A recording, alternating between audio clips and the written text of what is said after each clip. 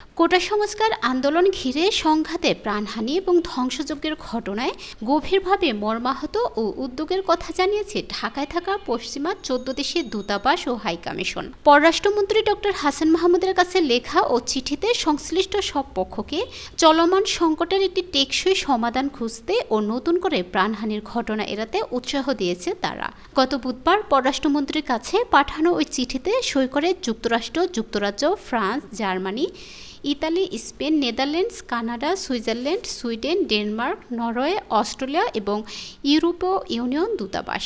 চিঠিতে তারা সংকট সমাধানের পাশাপাশি আন্দোলন মোকাবিলা ও সংঘাতে আইনশৃঙ্খলা বাহিনীর মাত্রাতিরিক্ত বল প্রয়োগের জবাবদিহি নিশ্চিত, আটক ব্যক্তিদের যথাযথ প্রক্রিয়ায় বিচার এবং যত দ্রুত সম্ভব সারা দেশে পুরোদমে ইন্টারনেট চালুর অনুরোধ জানিয়েছে।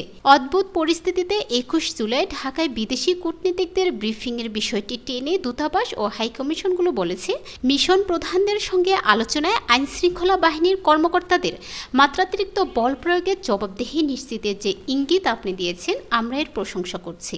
আন্দোলন ঘিরে সংঘাত ও সহিংসতা জড়িত সন্দেহে আটক ব্যক্তিদের যথাযথ বিচার ও মানবাধিকার সমুন্নত রাখার উপর জোর দিয়েছে তারা।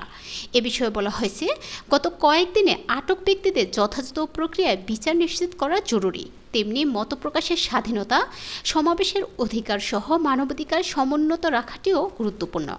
আন্দোলন ঘিরে কারফিউ জারি ও ইন্টারনেট সংযোগ বিচ্ছিন্ন হওয়ায় সব নাগরিকদের জীবনে সুদূর প্রসারী প্রভাব ফেলেছে বলে মন্তব্য করেছে তারা। দূতাবাসগুলো মনে করছে, ইন্টারনেট সংযোগ পুরোপুরি চালু না হওয়ায় দেশে বিদেশে ব্যবসার পাশাপাশি মিশনগুলোর সঙ্গে বাংলাদেশের যোগাযোগ চরমভাবে ক্ষতিগ্রস্ত হচ্ছে।